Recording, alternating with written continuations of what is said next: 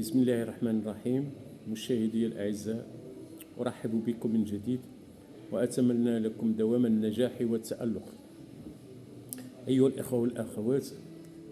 الموضوع الذي سوف أعالجه هو موضوع فني بامتياز. بطبيعة الحال فهو يشكل أبو الفنون. إذن لا شك أيها الإخوة والأخوات قد كشفتم عن هذا النوع من الفنون، ألا وهو المسرح، بحكم أنه يشكل أبا الفنون.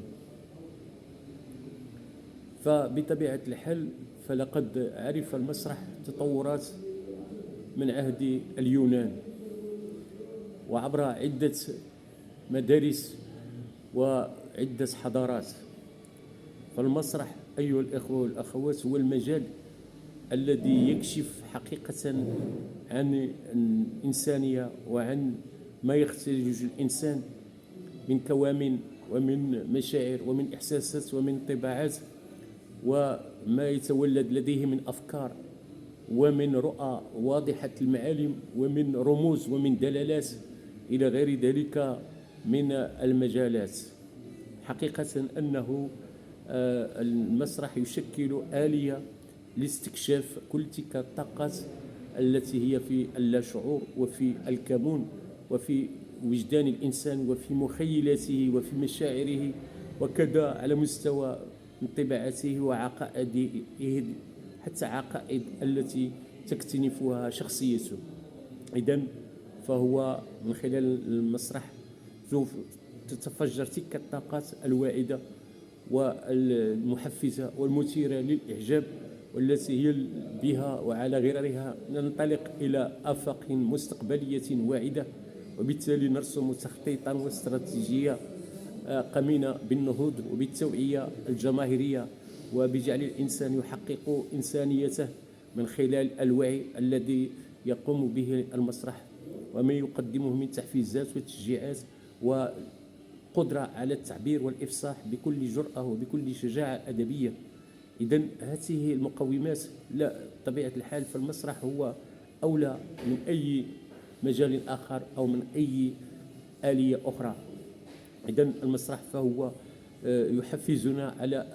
الكلام والتعبير والاستدلال وعلى اليقظة وعلى الصحوة الفكرية وعلى طبيعة الحال على سرعة البديهة، وعلى أن يكون يعتمد أدلة قطعية وله بعد النظر وله القدرة على الاختراق وعلى التحدي والتجاوز والقيام بمجموعة من التطلعات والاستطلاعات، وكذلك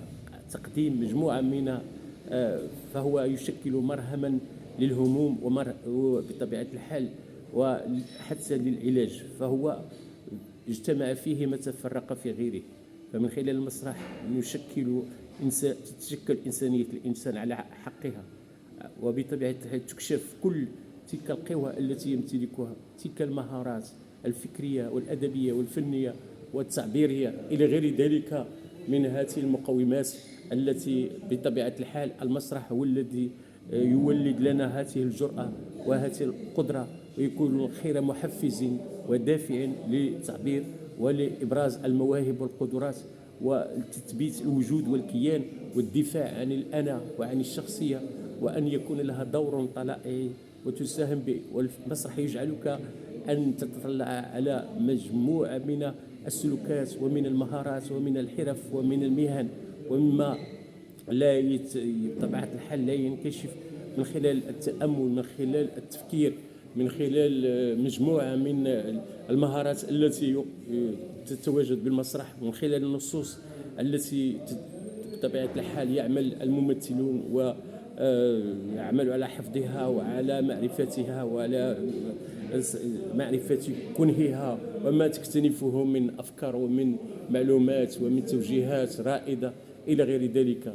فالمسرح هو حقيقة يزودنا بمجموعة من الطاقات الإبداعية والفكرية، ويشكل لنا القدرة على التعبير وعلى الإفصاح وعلى إثبات الوجود، وأن يعطي بدائل ويعرفنا على عادات وتقاليد وحضارات ومجموعة من المقومات الأنثروبولوجية والسيكولوجية والسوسيولوجية إلى غير ذلك، وحتى معالجة إعطاء مجموعة من الاقتراحات والدلائل والبدائل على مستوى التوجيه السياسي والاقتصادي والتنموي وخلق الصحوة الفكرية والثقافية والتطلع إلى تحسين الوضع الاجتماعي والدفاع عن كل ما يعيشه الإنسان على مستوى ظروفه والحاجيات التي يعاني منها إلى غير ذلك. فهو يشكل بطبيعة الحال له دور أساسي وجوهري في التوعية، في توسيع الدائرة المعرفية على مستوى الخبرات والمهارات، في جعل الإنسان قادرا على أن يكون إنسانا سويا له القدرة على التعبير، على الإفصاح، على الذود عن مصالحه وعن مصالح الأمة، وله القدرة وطبيعة الحال ورفع سقف الوعي الاجتماعي، الوعي السياسي، الوعي الثقافي، الوعي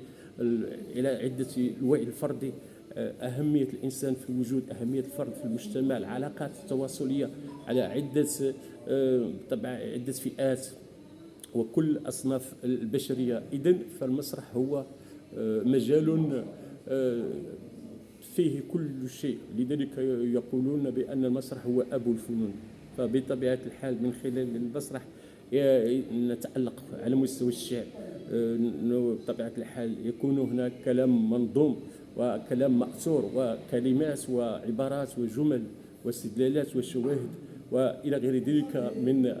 الميزات الأساسية التي نستعملها ونضيفها في المسرح. فهو يعالج قضية من القضايا التي يتخبط فيها المجتمع على مستوى الفقر، على مستوى المعاناة، على مستوى الإحباطات، على مستوى التميز، على مستوى التمييز بين الإنسان وأخيه الإنسان إلى غير ذلك. فهذه المواضيع يقوم المسرح بمعالجتها وبإيجاد الحلول الناجعة والبديلة وإعطاء بطبيعة الحال مجموعة من المقومات ومن الاستراتيجيات حتى ينهج الإنسان النهج السليم وأن يمضي قدما في ما هو إيجابي، وبالتالي يتجاوز كل ما هو يتخطى كل ما هو سلبي وكل ما بطبيعة يفند المزاعم ويقوض الإرادات. من خلال المسرح يصبح للإنسان له قصب السبق وله سرعة البديهة وله القدرة على إيجاد الحلول الناجعة وعلى تجاوز وتخطي كل عراقيل ومثبطات الهمم، وبالتالي تصبح قوة هذا الشخص قوة إيجابية وطاقة إيجابية. فنتمنى لكم أن تستفيدوا من هذا اللقاء ومن هذا العرض القيم، ولقاؤنا إن شاء الله مستقبلا إن شاء الله، وبالتالي سوف نتحدث أكثر فأكثر ونعالج مواضيع هامة جديرة بالاهتمام وجديرة بالتحليل وجديرة بالنقاش. إلى ذلكم الحين أتمنى لكم كامل التوفيق والنجاح والتقدم، والسلام عليكم ورحمة الله تعالى وبركاته.